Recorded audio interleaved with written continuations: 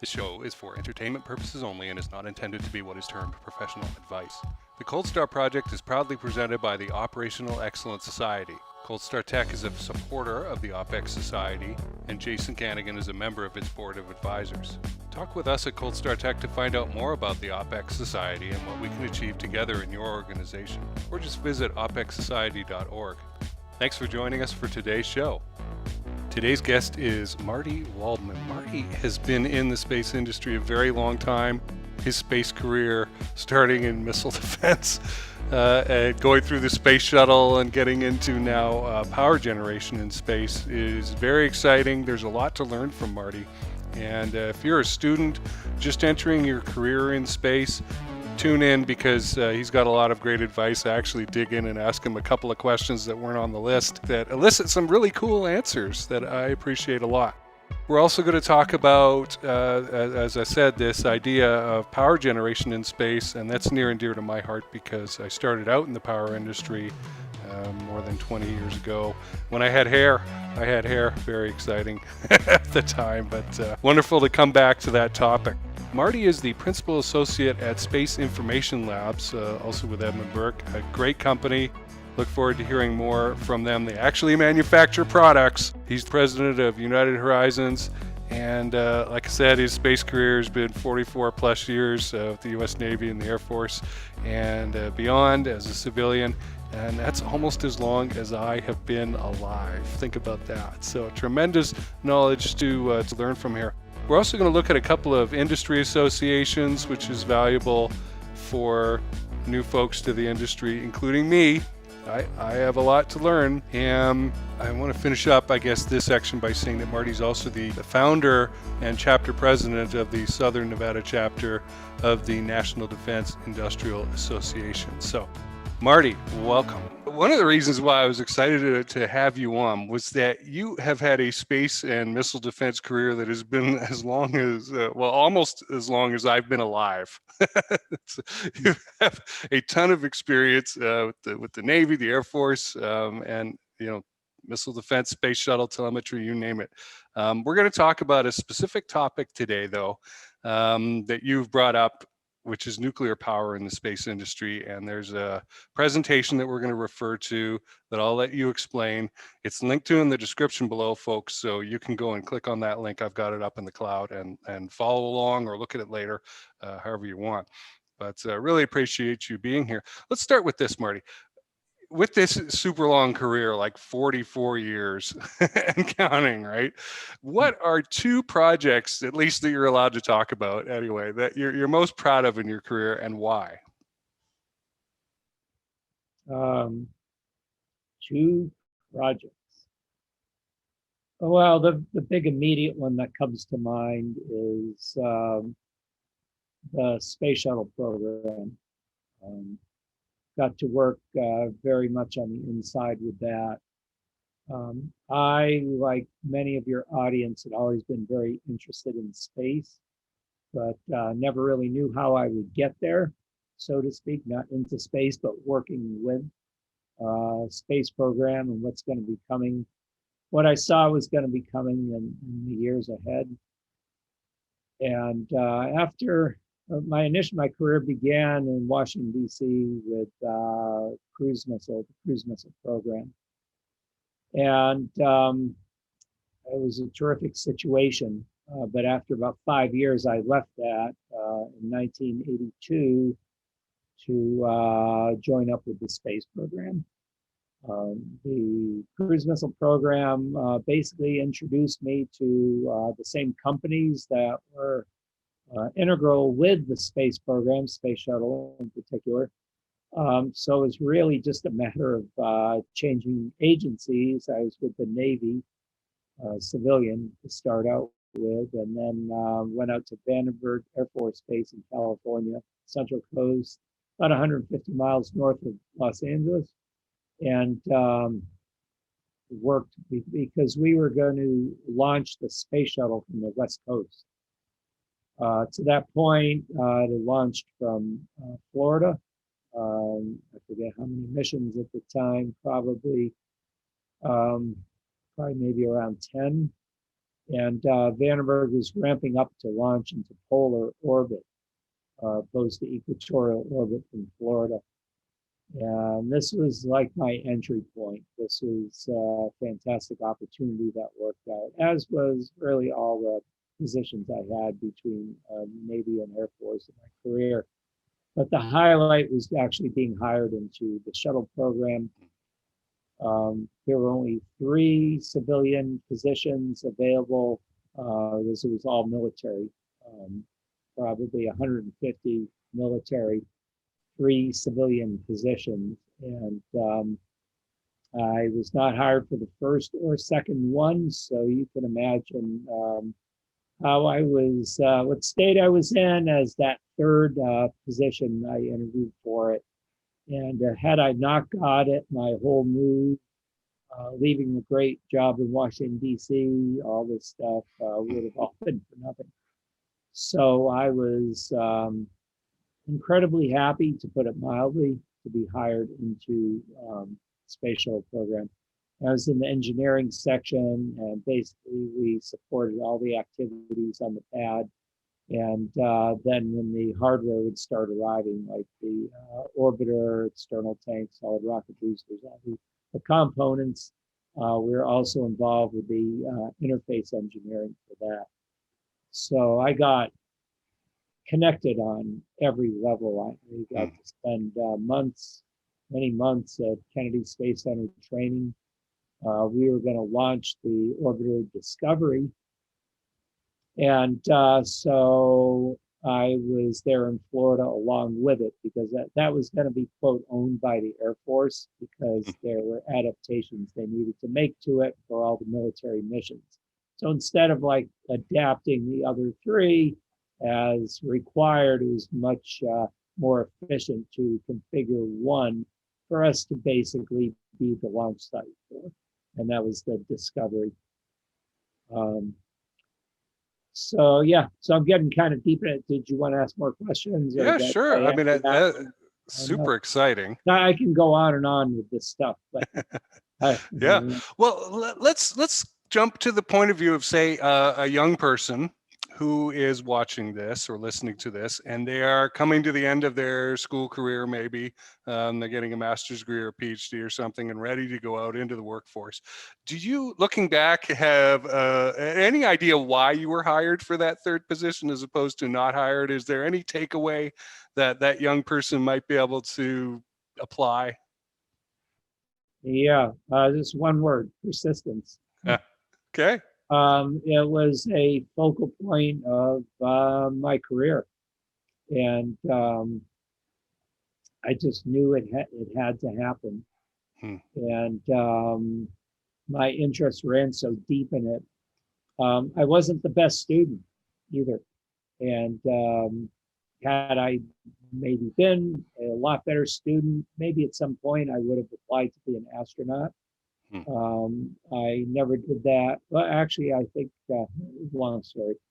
After all this stuff, after I've been with the program for a while, knew a number of the people, I was actually considering applying to be an astronaut for later and post space shuttle work. And then I realized the commitment to that would be way too much. At the time, I was maybe in my 40s, and it's like, at that point, do I really want to have to put in all the time that would require? And at that point, I realized that quality of life and being just kind of being happy and working with something was more important than, maybe doing that. But early on, had I been a good student, maybe I probably would have done that, because I would have sacrificed other quality of life in order to achieve that. But the intense interest in the space program and knowing how I'd be involved, how I wanted to be involved in it, were the overriding forces, which I think brought that to me, that opportunity. And now it's unbelievable. We just had the 35th anniversary of the Space Shuttle Challenger's demise on launch, January 28th, 1986. And that totally changed my life. obviously, because after that point, they stopped the effort to launch the space shuttle from Vandenberg Air Force Base. So, so after about, let's see, 86, 82, about 3.5, 4 years, I ended up not working on the space shuttle anyway because they took it away. However, there was a bridge built for me to work with the shuttle's replacement, which is the Titan 4. And I was system safety manager for all the ground systems with that. So immediately, as soon as I was out of the space shuttle, I was involved in another space program.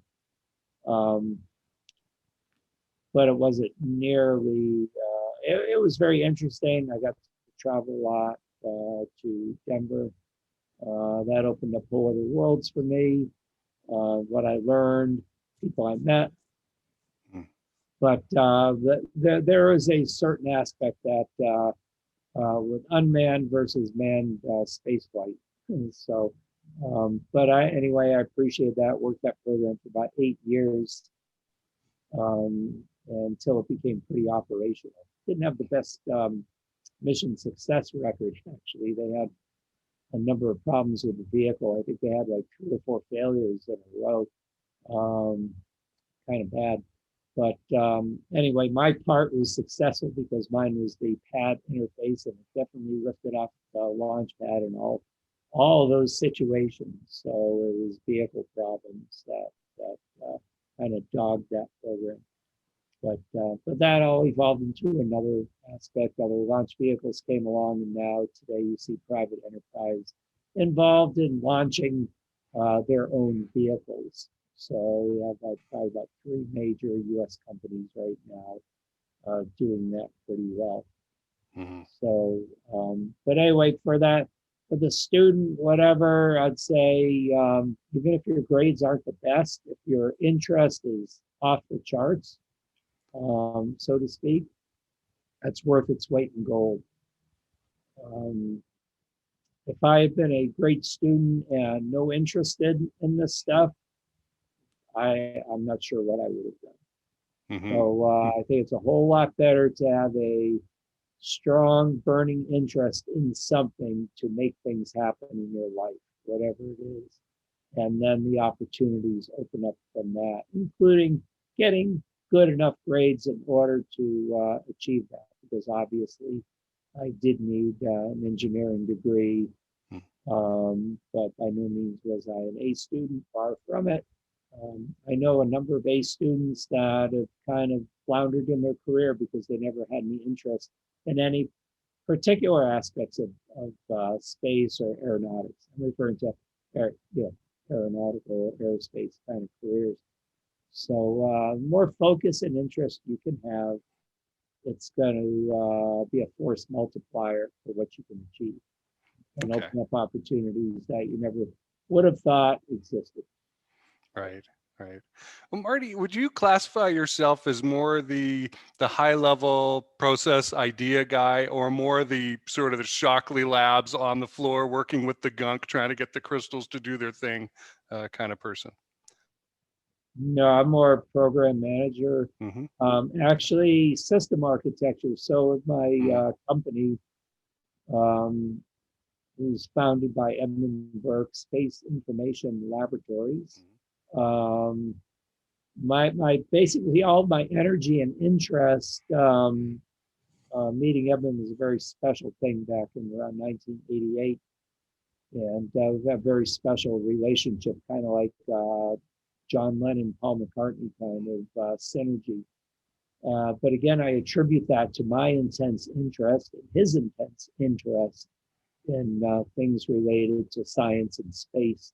And many things evolved that got us to the point whereby the company was founded.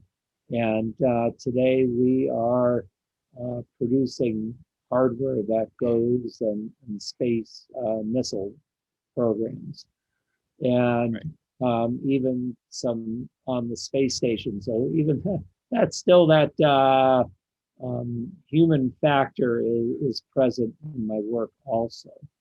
So, and things that we're working on, many things which are totally interesting and captivating to me, and especially you have a shared, this is another thing, try to think in terms of a team, who you're going to meet that's going to carry their side of the vision and dream that you can unite yours with.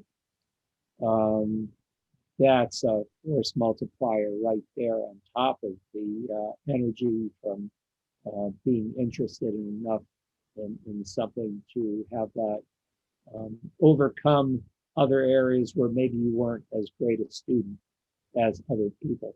So the concept of force multipliers here is very, very interesting. We hear that term asymmetric warfare these days with bad people doing bad things, but pulling it off because it's easy for them to, with a little bit of disruption, which causes a whole lot of disruption.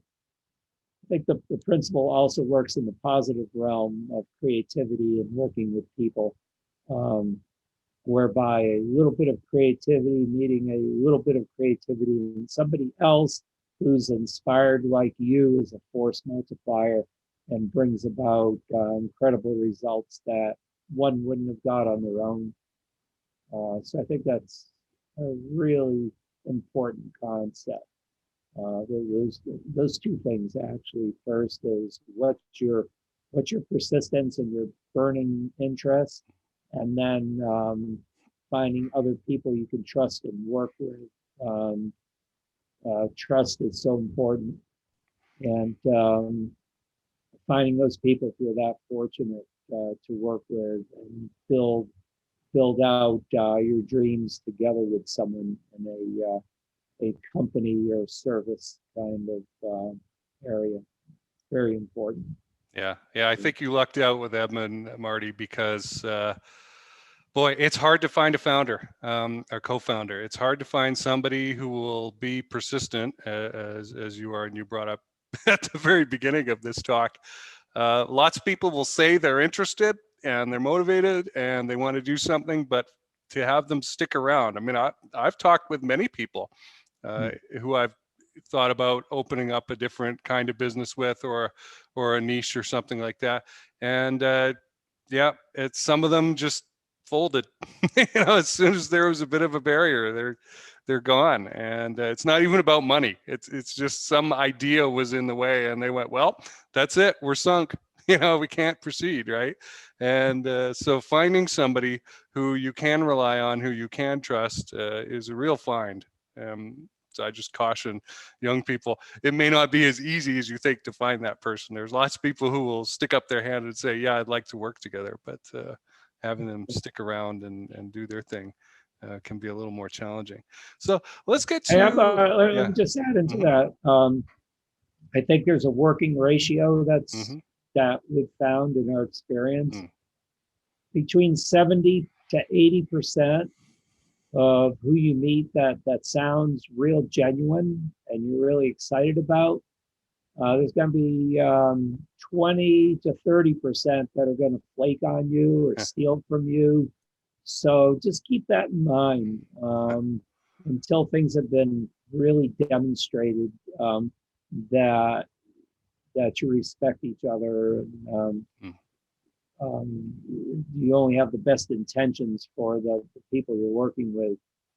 That can only be shown over time. Even major companies, I won't specify them here, but large, major companies, you've heard of in the news, especially lately, very bad lack of ethics, and treated us really bad, made us to believe that we were going to work with them. And then basically all they were doing was picking our brains and stealing to do on their own. So very disappointing, but at the same time, the 70% to 80% that have good intentions and are honorable, they'll pull you through that 20 to 30% that are going to try to hurt you, not intentionally. They're just, they don't have it in them to be big enough in order to see the benefits of synergy. They just want to do it all themselves. I'm glad you brought that up, Marty, because folks need a reality check. And you've got a ton of experience to share, and I'm only too happy to learn from it myself. So let's get to this presentation that you sent to me. I'm going to link to it in the description. Like I said, folks can open it up right now and follow along if they want. And it's an argument for incorporating nuclear power into the space industry. And folks who have followed my show will remember I had a self-taught nuclear propulsion, space propulsion historian on, and we had a whole episode about that. He runs a blog called beyondnerva.com, and lots of well-researched articles on there.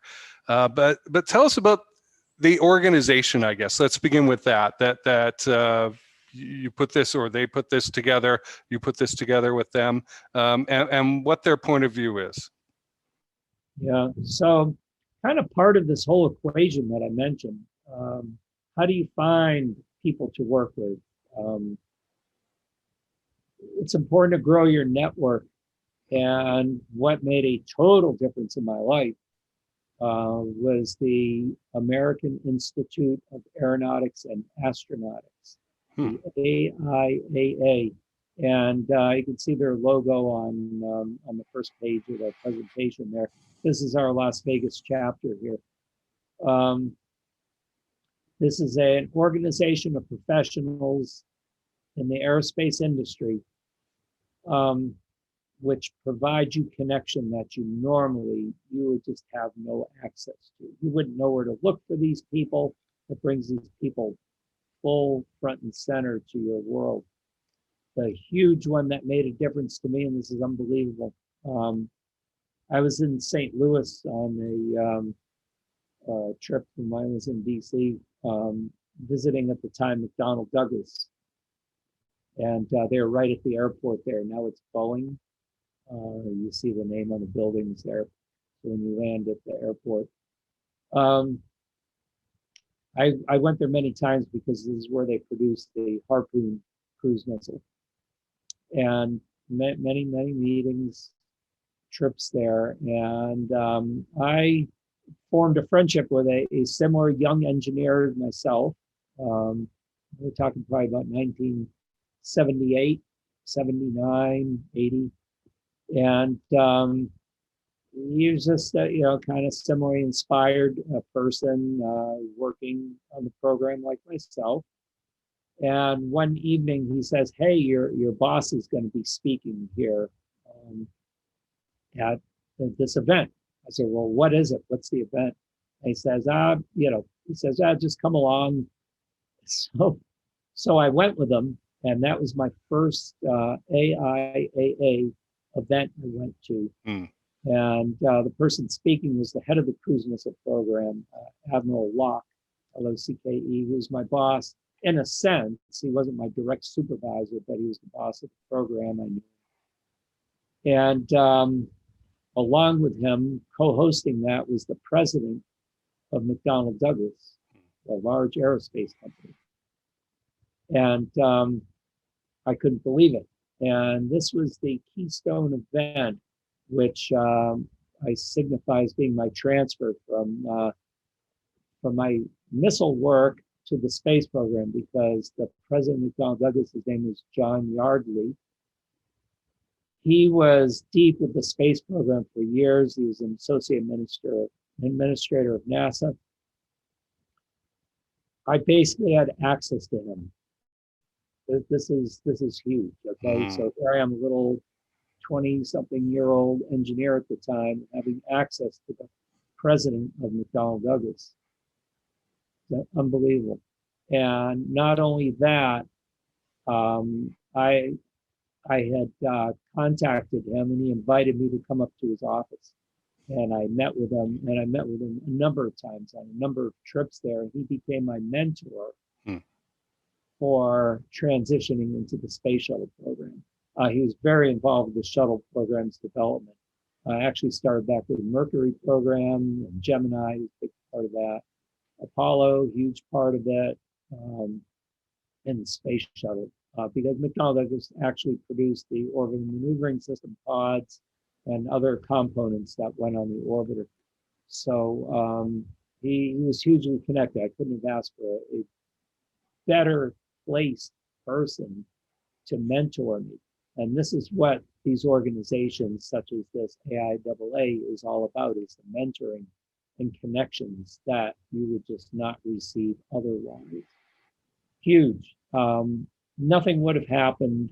I would have just been someone somewhere with a career, maybe, had I not been associated with this organization. Huge difference. And I'm still associated with it. And I'm actually the Las Vegas chapter president here. And so I highly encourage that if you're looking for a way to get connected into your industry, whatever it is, you might not even want to be in space, whatever industry it is, like if you love whatever, cars or anything, whatever, find the industry association that best represents what you're interested in and begin networking with those people. You'll be amazed what you find. Mm-hmm. Very key. Industry associations are key.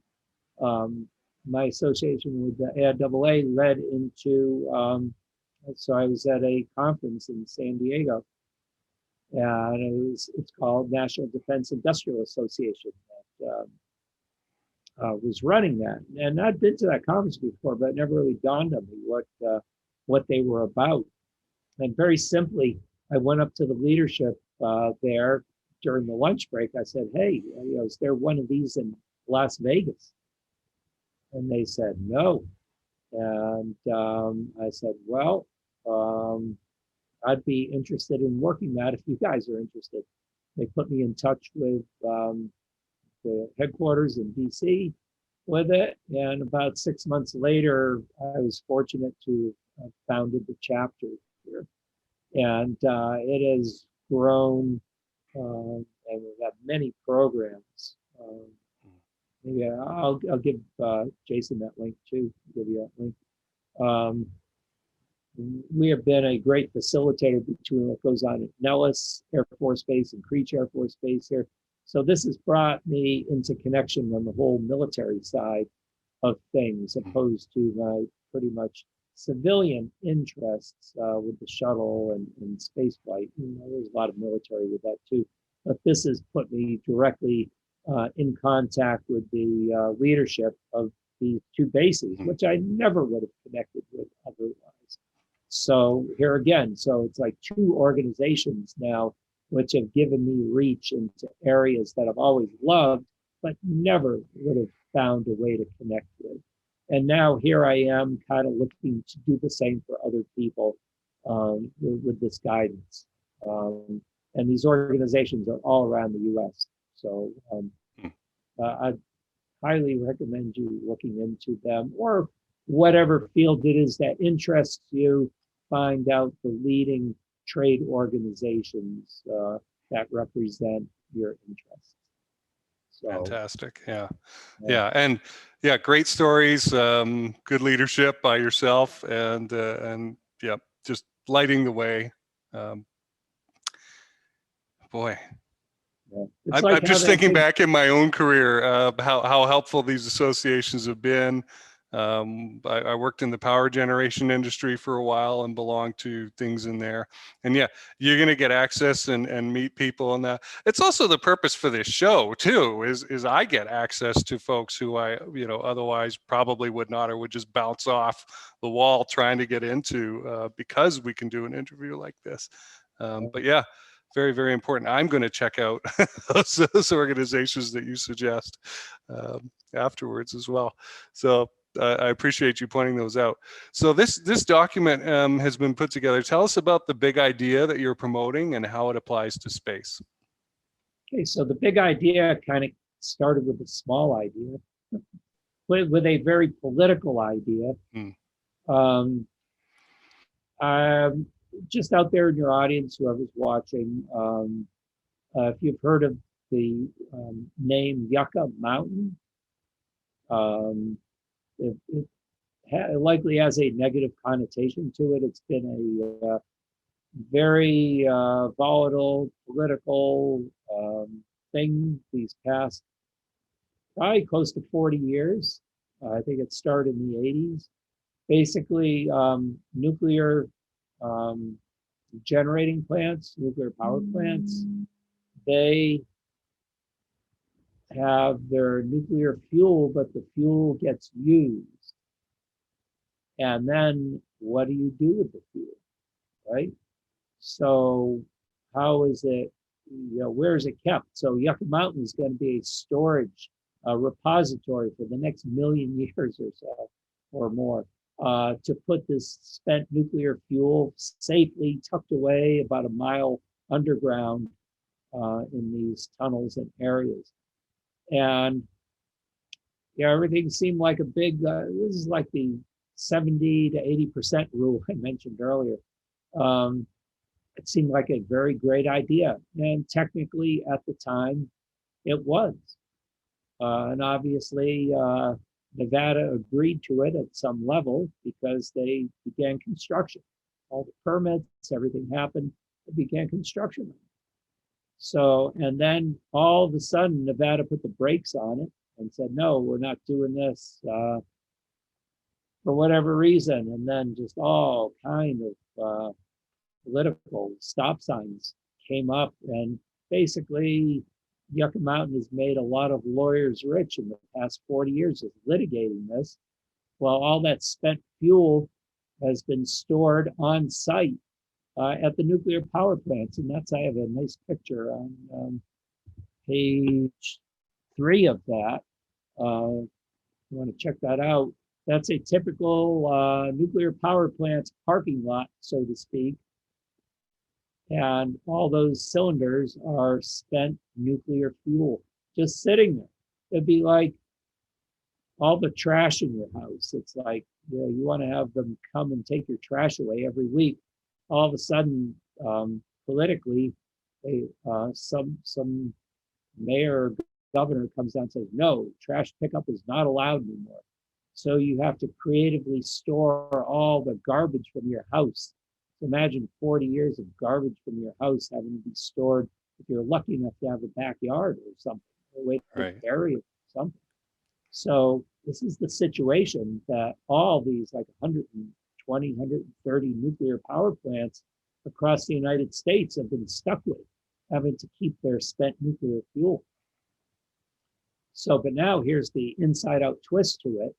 Back then, technology was very primitive for taking that spent fuel and making it great again. So turns out when you have spent fuel, only about 3% of it is used. So you have 97% capacity in that spent fuel that we're basically going to throw away and bury in the mountain because that's all we knew at the time.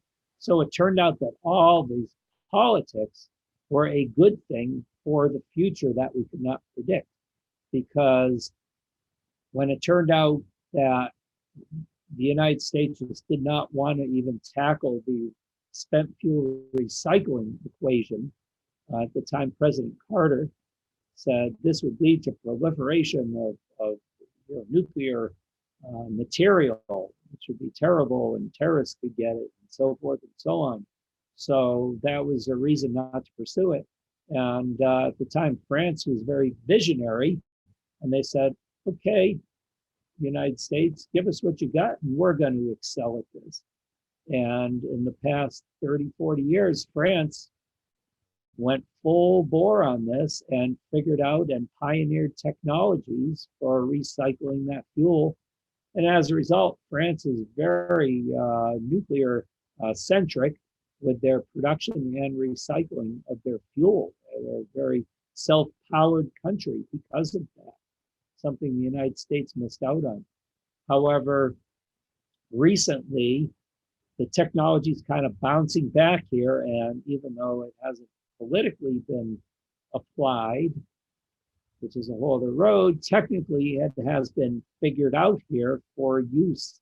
And there's a company, Argonne Labs in Illinois, who's very much a pioneer with this stuff and excelling at it, and could very well, if given the go-ahead, be a major player in the recycling of all the spent fuel from around the United States. And by the way, there's enough spent fuel with that 97% of energy remaining to completely power the United States. Estimates are for about 1,000 years. So think about that one. And this is going to bring me into, as we focus this down, into the topic of this new small modular reactor revolution. These are small, picture something the size of your motorhome or something like that, which is a nuclear reactor. And it is powered by this recycled spent fuel. So now it allows you to get off of the grid, like your neighborhood or your city or your town could have their own locally placed reactor, self-powered by this recycled fuel. You can even bury it underground, keep it safe, keep electromagnetic pulse, whatever, anything away from that. And it'll run for 25 years, like a sealed battery. So imagine that. And with that comes the whole revolution in power distribution called microgrids. We see that now on a limited basis with solar and wind. They'll have like a little microgrid, local power. But here, your town can be on its own specially designed, robust microgrid, which is receiving its energy from the small modular reactor.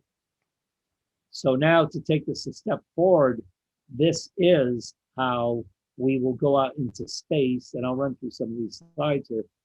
This is how we will go out into space and have, say, an outpost on the moon. What's going to power it? A small modular reactor. Actually, those are micro reactors, and there's very, very tiny ones also, because a lunar base isn't going to be like 20,000 people living there. So it's going to be much simpler power requirement. But also, say, on Mars, where again, it's not going to be a huge infrastructure of people, but you're going to need that reliable source of power coming from the small reactor. And so I'm just going to kind of bring this, I think one of your original questions, Jason, was like, why Nevada, right? Like, how does Nevada play a key part in here? So if we just kind of take a few steps back, Nevada, yes, it's a state in the United States, on planet Earth, whatever, but really in the scheme of things, this is coming out of the area that has a lot of nuclear heritage. They used to explode nuclear weapons above ground here, and tourists would come and observe the explosions. That was a big tourist attraction back in the 60s. So we have a lot of history, and there's the used to be called Nevada Test Site. It's now called the Nevada National Security Site. This is where those bombs were detonated. A lot of expertise here with that, a lot of infrastructure here. And also there's this one reactor called Krusty, Krusty. It's a kilowatt power small reactor. It was actually tested out there too. And now it's going to be part of for space infrastructure coming up. But a lot of heritage here. Plus, they thought enough of Nevada to begin the Yucca Mountain project here too. So there's a lot of expertise. So that's why. And then our group that formed to get this, we want to get this recycling and small modular reactor industry here because we do have that infrastructure of those people. So we're doing it now. Also, there's an organization in Virginia that has a similar vision. And this is terrific because basically between us, there could be an East Coast and West Coast spent fuel recycling center. So, spent fuel on the East Coast, they don't have to ship it all the way out to Nevada and then have the logistical train with it. So they'd be localized for East and West Coast. So again, another synergistic situation came up, like Virginia is very well placed geographically, as Nevada is very well placed geographically for this effort. So that's that background. So third chart, we showed all that fuel thing there. If y'all want to go to the fourth chart here, this just shows the whole big plan, and I'll talk you through it here, even if you can't see the chart. Is that our philosophy is that we're taking Yucca Mountain from being a permanent storage site, a cemetery for nuclear fuel, as you will, and turning it just into a temporary storage area, like a queuing kind of site, so the fuel can be moved out of all those quote parking lots and at all these nuclear plants. And we would then temporarily store it. And then the next thing we do is we recycle that fuel. And I mentioned Argonne Labs previously, who's the US leader in this now. So this very well possibility could be their recycling center.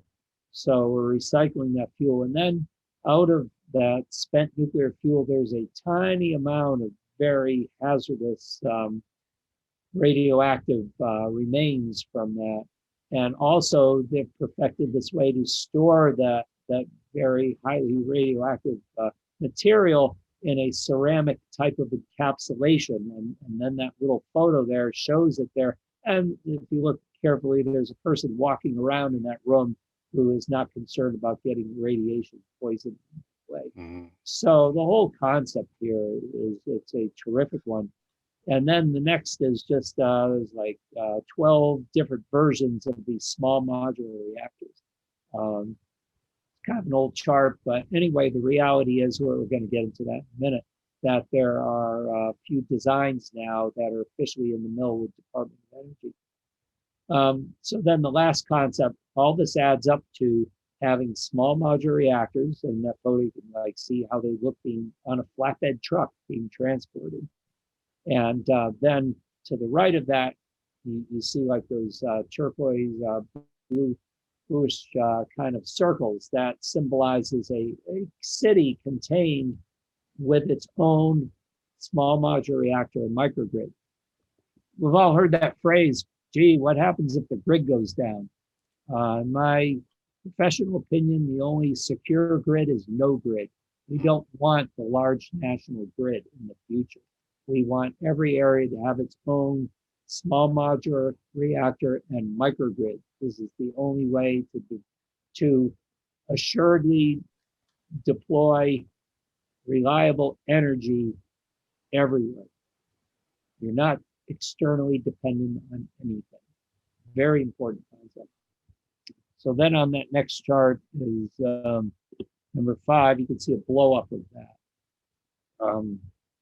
chart. So you can see the microgrids a little better, the size of the small modular reactor, with someone standing next to it, transportability of it. So this basically summarizes what I just said. It says no more dependence on the vulnerable national grid. Instead of one national grid, tens of thousands of microgrids, each powered by its own small modular reactor, and will generate enough power in the US for approximately 1,000 years using the recycled spent nuclear fuel. We're all concerned about energy efficiency, all that stuff, right? In this situation, there's too much energy. It's like there's too much. We couldn't even use up, because the way things happen, the way innovation comes about, probably within about 100 years, I would guess. If you all saw the Back to the Future movies, if you recall Mr. Fusion, little thing you put the trash in, and it converts it into, it pulls the atoms out and performs fusion.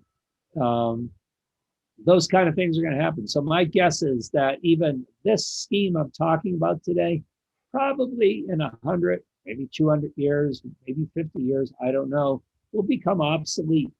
And we might not even end up using all that spent fuel and recycling it, because it'll be obsolete. That system be obsolete. We will maybe have Mr. Fusion in the future.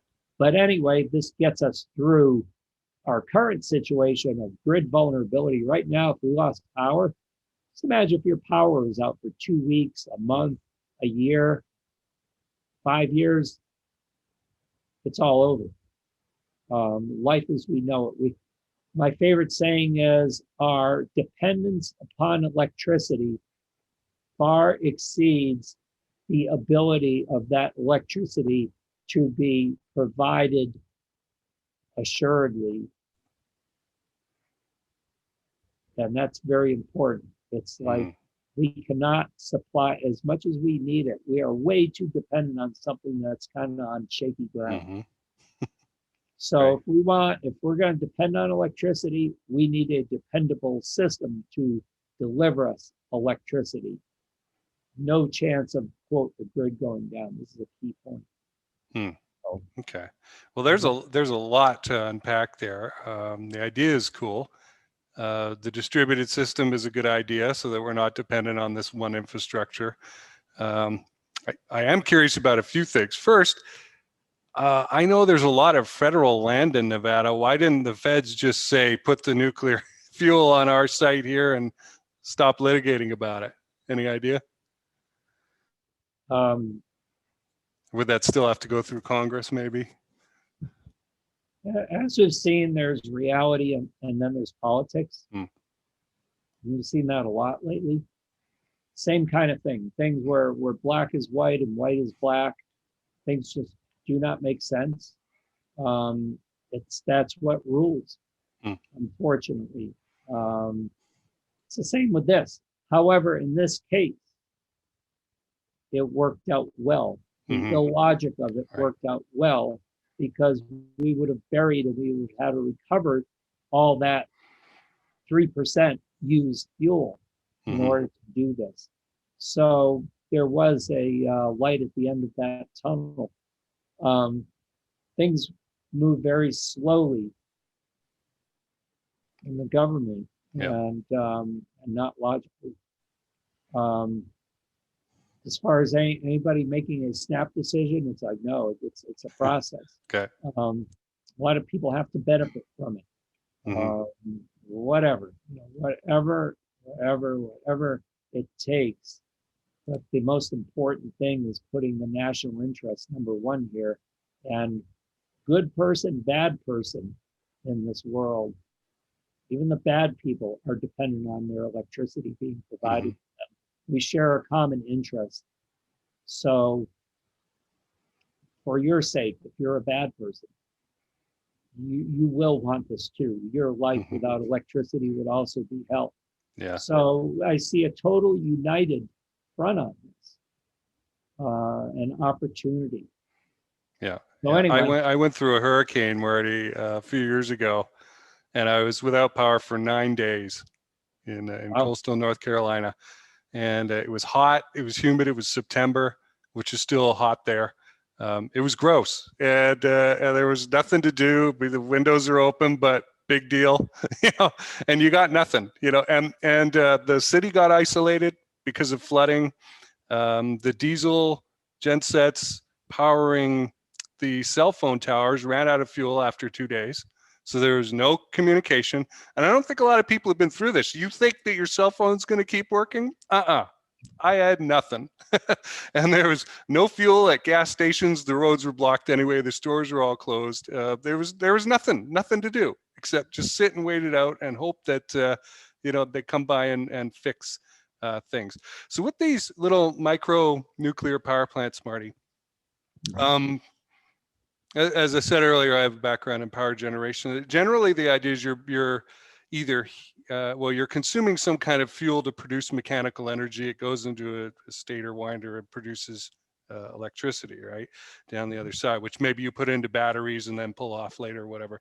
Out there in the world, in the big network we've got right now, we've got coal-fired power plants that burn fossil fuel, turn that into steam, that turns turbines, the turbines go and create that's the mechanical energy that creates the electricity. In nuclear, the nuclear heats water, that steam turns steam turbine, goes out. I don't think people understand this either for the most part.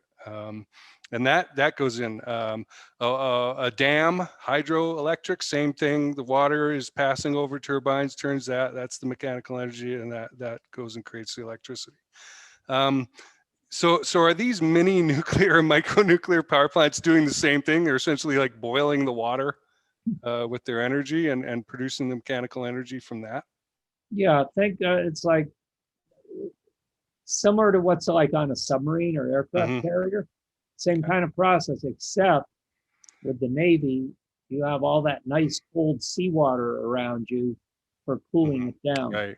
These, the main difference, which has made these so difficult, but they're coming about, is that they need to be self-contained and self-cooled. How do you cool that down? How do you exchange that heat? And it turns out there's a number of variants, like sodium-based, like salt, lead. Lead acts as a coolant, and it works, quote, good enough in order to achieve the outputs necessary. We're talking, say, with something the size of a typical motorhome, maybe 20-foot long motorhome, we're talking probably about 10 megawatt of electricity. Okay. So that's significant. And then the concept is they're modular. So you need more, you put them together. There's other companies that make larger, small modular reactors, maybe 100 megawatt. So that might be the size of a medium-sized house. So that's not transportable, however. The whole concept that, not that you need these transportable, but kind of the jump-off point here is on the next slide, which is 6. The military is extremely interested and proactive with this.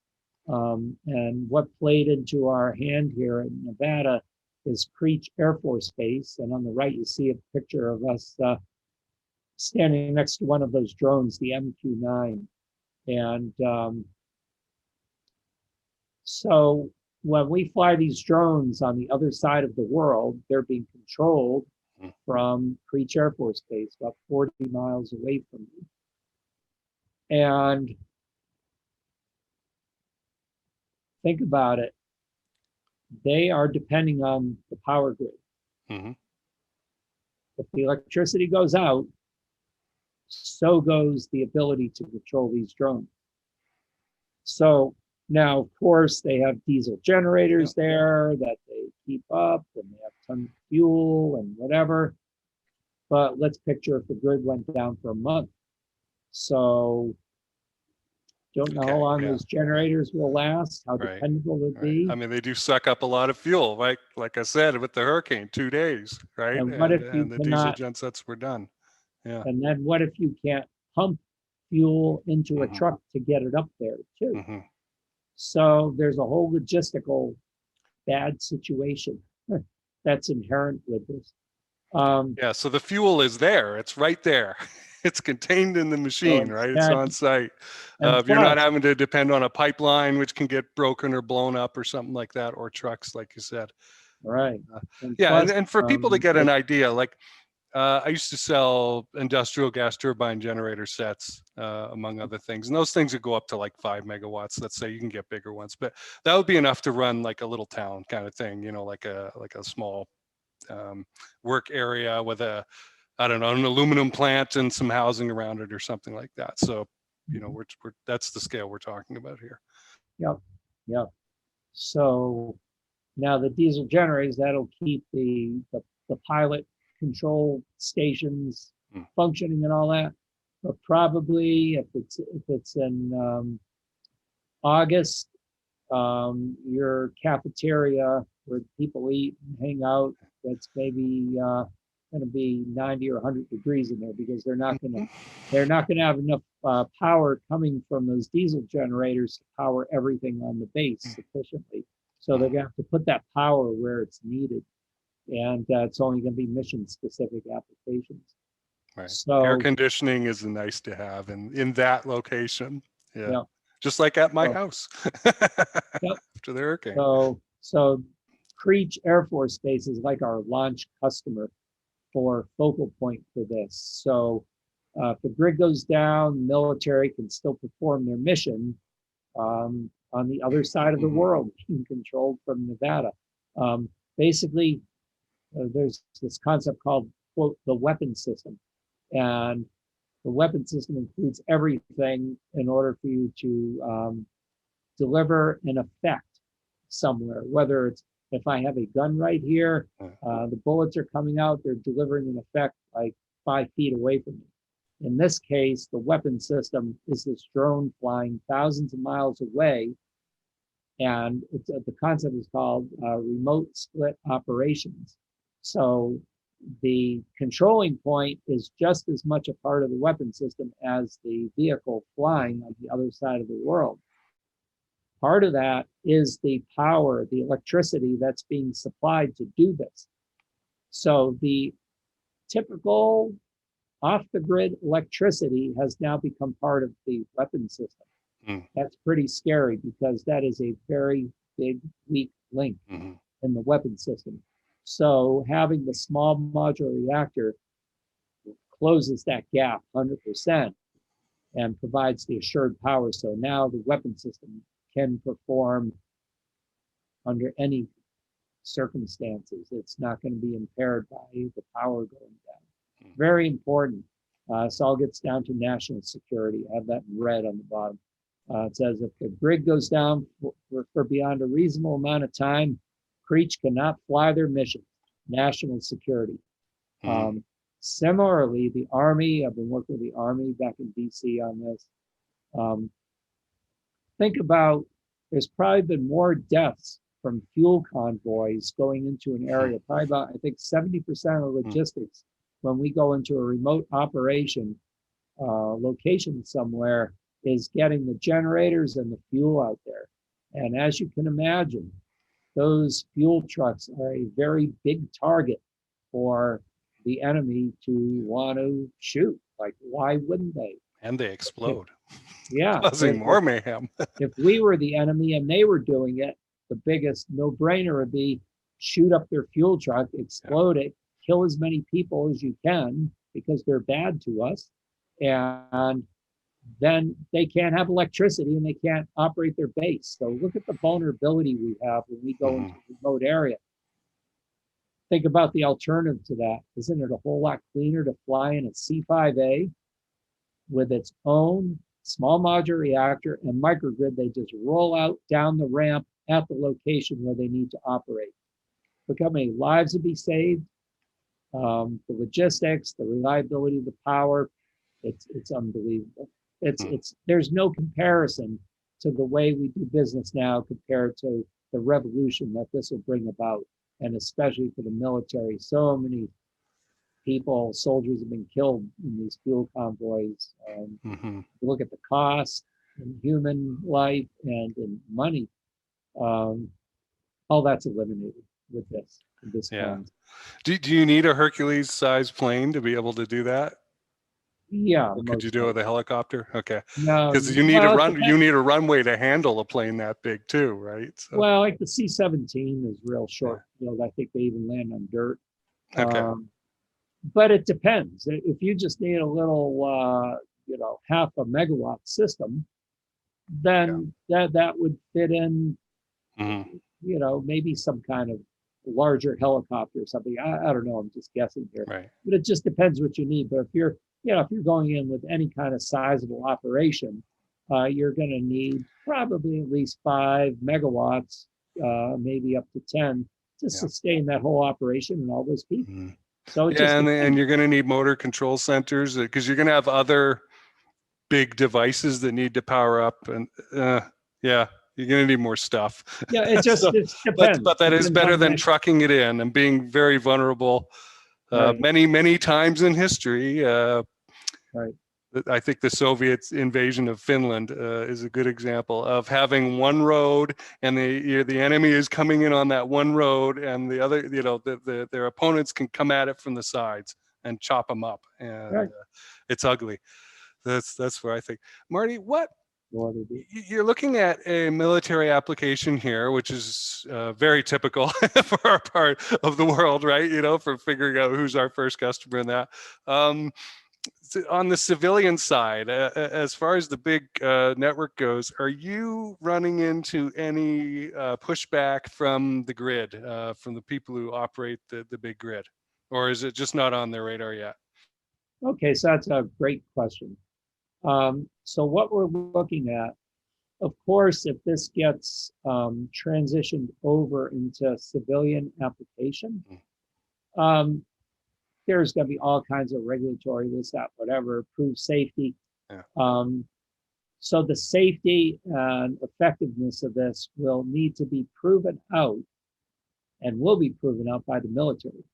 The same way, in a sense, there how many years? 40 years of operations on aircraft carriers, ships, submarines, total safety record. Right. I don't know of anything significant that has been bad. So you picture, you got like X number of people on a submarine living next to a nuclear reactor, powering them underwater for long periods of time. So there's a safety record there. So similarly, these small modular reactors will have to prove out over time that they are just as safe, so they don't take out your neighborhood or wherever it's placed. So there's again, the military government has historically proven out things. You look at the space program. Everything was taxpayer funded, Mercury, Gemini, Apollo, national programs. And then these other programs of late coming there, basically not minimizing what they do, but they get the information that was developed over many years by many very smart people, and they take that and they just adapt their new requirements to it. So a lot of the engineering, most of the engineering was done up front through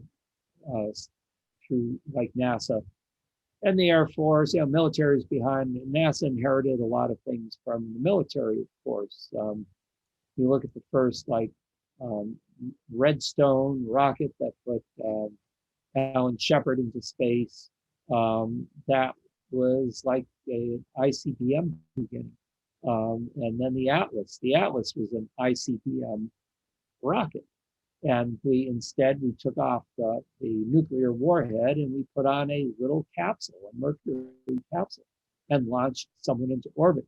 So everything has its genesis that way. And then all these years later, then the commercial companies come in and they kind of, like a dog picking apart the bones of something, they find the applicable engineering that's been done that makes their job easier for them to then adapt and do what they're going to do. So it all kind of starts from that point of course, being a funded effort that came from the military or civilian sector, not civilian, but government sector. So these small modular reactors, to answer your question, will be proven out over time with their effectiveness and safety with the military. And then that's going to take many years, maybe 10 years, 10, 15 years of operations to feel that level of comfort. And then the microgrid simultaneously will be developing to suit these different classes of reactors. And then it's going to be up to the same way you can make a decision. If you want to put solar panels on your roof and have your own, quote, microgrid of your house, you can do that. So let's say, Marty's moving to a new neighborhood and the homeowners association says, we don't want to be on the grid. We want to, part of your HOA, you okay with paying $500 a month to have all the electricity you would ever need, and it keeps us independent. So, Marty would look at that and say, well, right now in the summer, I'm paying close to $400 a month for electricity because of the air conditioning here. It's $100 more. But I tell you that maybe extra $100 is worth it for the assurance that my power is never going to go down. And I can run that air conditioner at 60 degrees if I want. Instead of like, if I put it down another degree, it's going to cost an extra $50 this month. So think in terms of like unlimited power for It's that always amount. good to have more, right? It's always good Right. to have greater capacity. We'll figure out a use for it. Don't worry. But I You like can that. Going leave back all to, your, the moon or Mars or whatever, you always want more. Yeah. yeah.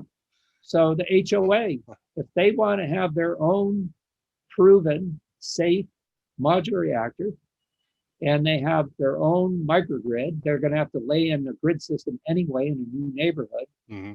So how about we buy our own grid and we put that in?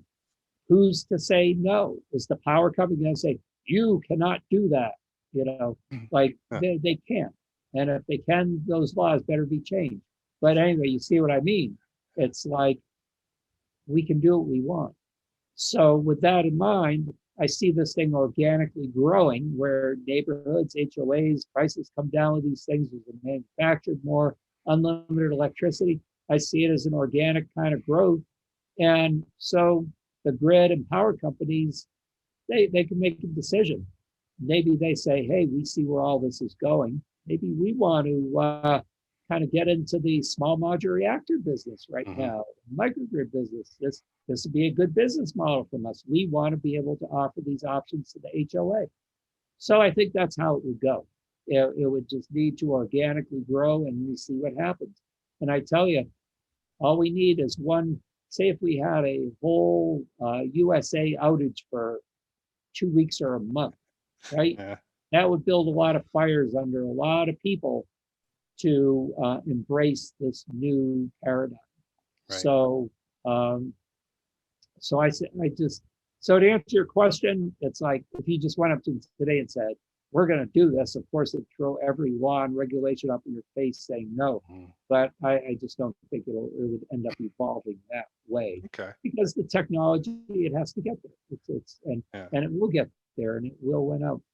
My little analogy of this is I used to go to meetings back in the 70s, 80s. Like just about every person there had a can of soda that they were drinking. Now, when you go into meetings, like what's everybody drinking? 99%. Bottled water. Bottle of water. Yeah. You know who is behind those bottled water? That bottled water? Soda It's like companies. Coke and Pepsi. Yep. And those companies, they were smart and they looked ahead and they said, gee, it's like for a fraction of the manufacturing cost, we can supply a bottle of water that sells for more than a can of soda. Right. It's like a no-brainer. So the visionary soda companies got into the bottling the water business. Right. So same thing with this. This is the same kind of thing. The visionary power companies will get smart and they'll see the business opportunity. Because everybody, good and bad people, both want reliable power. Yep. And once you've been through an experience of not having power, probably for 4 or 5 days or more, I think that's when it begins to set in. And when you don't know when it's coming back on, that's the other thing, right? When you're out of communication, there's no website to look up and go, oh, the energy company says we'll be in your area Thursday or something like that, right? When you don't have any of that stuff and it could go on forever, right? Is it going to be 9 days? Is it going to be 14? Is it going to be 7? That's when it really begins to sink in like, oh, we've got a serious problem here and I don't ever want to go through this again, right? Think about your food. How you set up for food. You couldn't even turn on your faucet, right? No. Well, that's actually a good point. No, we could not. I did have on-property water, but it still needed a pump. And the pump needed to be electrically powered. And so when we knew the hurricane was coming, we filled up the tub. And, your toilet tank is the source of fresh water. And I put a bunch of pitchers of water out on the counter and that. But yeah, after the power went out, nothing. You're right. Yeah, picture that. Yeah, I haven't been through this. I really appreciate your perspective on that. It really, it sucks, folks. Yep. Yeah, and your refrigerator, your frozen food. It's not just everything's gonna be fine for a day or two. Well, we're past that, and you can't. You got to have a little propane burner or something like that. Fortunately, my neighbor was a builder and he had one. That he loaned me, and so I could like cook up a pot of rice or something like that. But you're not going out to the store to get steak. You're not getting anything fancy. You're not cooking anything fancy. It's hot. and yeah, you've got to conserve. You've got to really conserve. And so Everything's once you tough. get through that, the idea of, gee, if we had a distributed network of power plants that you know, we've got one of our own here, and there's a thing called an automatic transfer switch, folks, that just when the grid power goes out, it switches over to your backup power. So even if this was a backup, although I don't know why it would be, you know, but it would be there to just switch over. But again, as we said earlier, on something that's not nuclear, you've got a fuel supply that is being consumed in order to create that electricity. With the nuclear option here, you've got what you said, you know, 100 to 1,000 years or whatever, at least 25 years of power ready to go. So It's like a that's very rechargeable cool. battery. Mm. Yeah. To throw away that spent nuclear fuel and bury it would be like, so here's my little camera, Mm-hmm. and it has these nice little batteries in there. Yeah. It'd be like having these nice rechargeable batteries, using them once, never recharging them and throwing them away. Hmm. It's like I've used these batteries for probably about 2-3 years. I've recharged them hundreds of times. So that's the case with this quote spent nuclear fuel. We're throwing away. Yeah, a everything. gold mine of energy, really. Well, let's So finish up with this, Marty. I do want to have you back on at some point. I know you're interested in like a spaceport in Nevada, and there are plenty of other topics we could cover.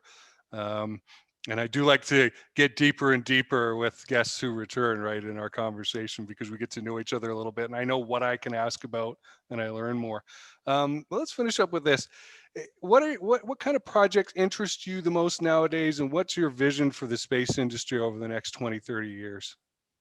Okay, so kind of to answer that along the lines of this presentation, if you go to page 8, y'all can study this as on your own, but I want to point out the reality of what's going on. This is very exciting. Project Pele, and Pele is the goddess of volcanoes and fire that created the Hawaiian Islands, so that's where they got the name.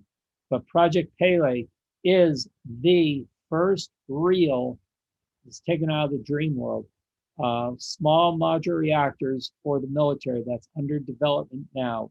Department of Energy, and you can click on that link that's in there. You can see what's going on with it. Within probably about by 2 years from now, 2-3 years from now, we're going to have our first prototypes of this. And this is for military application. I also discuss on here the 3 companies that are involved in this. So this is very important because everything we talked about here has been conceptual. This is the reality. Here on page 8, this is the beginning of the reality of what's going on now and for the next few years. This is the journey of 1,000 miles beginning with the first step. This is the first concrete step. Chart after that on 9 is talking about, I mentioned this before, that Krusty program. This is the small reactor, tiny reactor actually, it's 10 kilowatt, opposed to 1 to 5 megawatt, which is Pele. And so this is a small reactor for pretty much immediate use on the moon, Mars, wherever we might go, where we need portable power. This was tested out here in Nevada. So this is very exciting. Next, so think in terms of power for space. There's 2 different things. There's for propulsion for a rocket, and then for power, surface power, like for your house or your outpost or something. I'm not really dwelling on the propulsion aspect. I don't know much about that. But anyway, on October 20th of 20, NASA and Department of Energy signed an MOU for propulsion.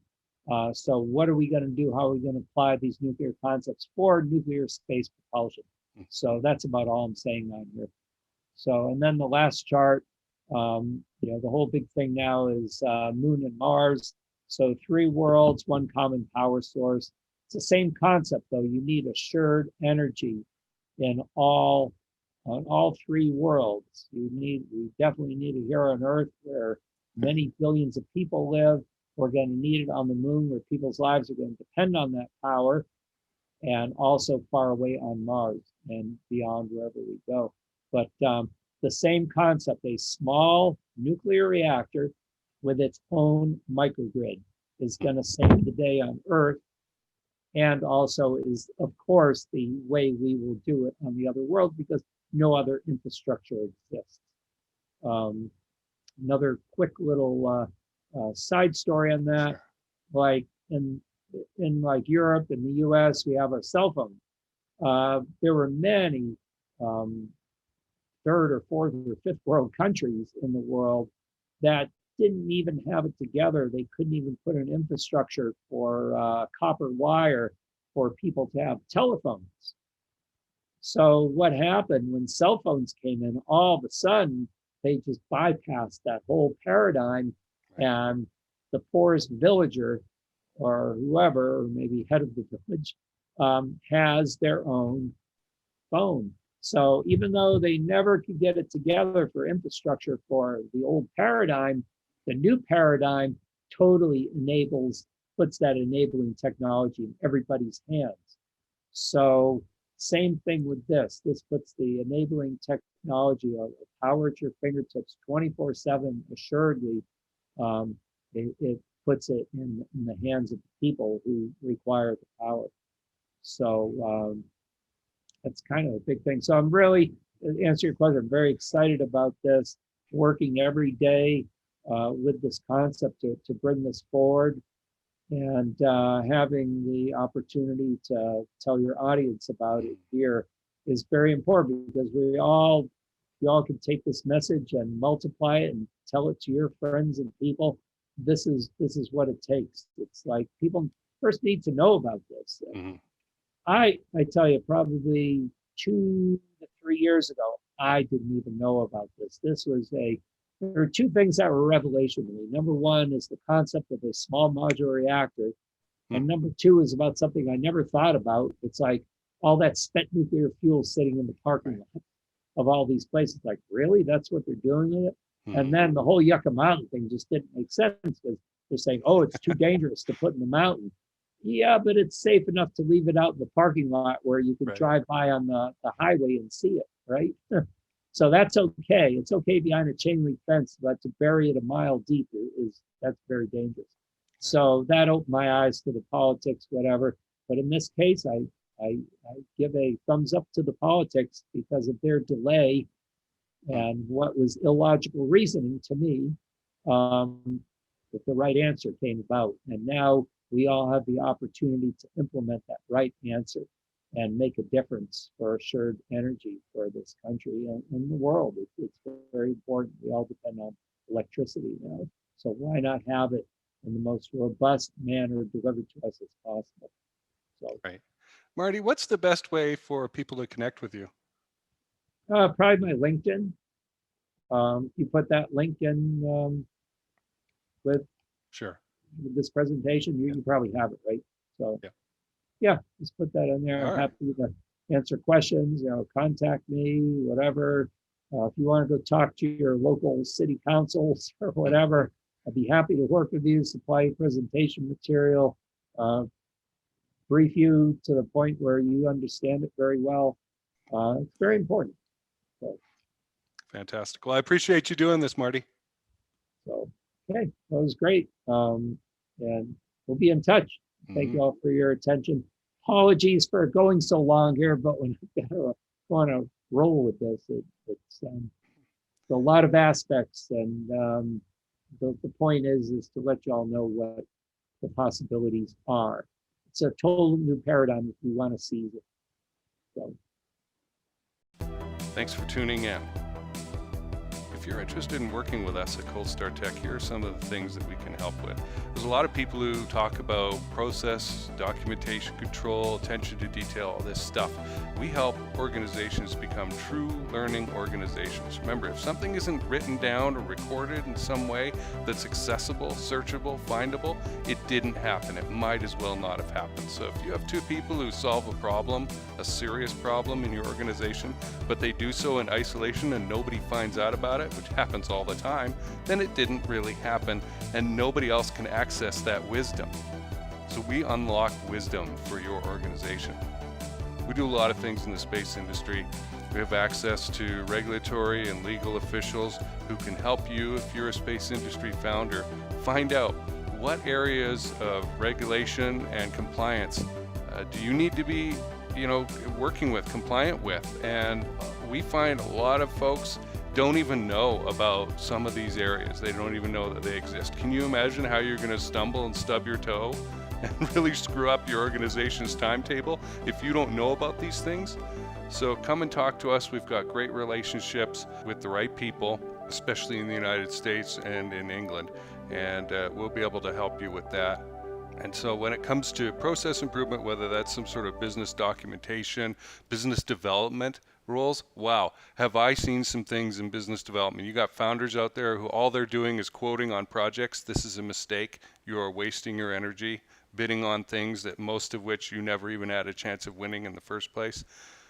I've seen people bankrupt themselves bidding on everything, or bidding on only these high-end things and not realizing that you need to have a strategy so that this bidding process pays for itself. I mean, you got to learn how to screen here. And this is not something that they teach you in school. I had to learn it myself, so don't feel bad about it, but come talk to us about it, okay? So either it's on the business process side or the actual manufacturing of physical goods. That kind of process improvement. You can come talk to us. Can this be done faster, cheaper, better? And yes, most of the time it sure can, because people just do stuff, and the first person to invent the way of doing things is the person who gets to choose most of the time how things are done. This happens all over the place. I like to point out our traffic signals for automobiles are based on the way that they ran railway traffic 100 years before that, okay? So, and this is key in the space industry right now, which is new, right? This is an area that I personally am interested in. How we figure out how to do stuff today is going to impact generations, because people are so easily locked into this is how we've always done it. And if you hear that at your organization, there's a warning bell. This is how we've always done it. You need to come talk to us at that point, okay? So reach out to us. It's easy to do. Just message me on LinkedIn or email me at jason@coldstartech.com. I want to hear from you. Thanks for listening.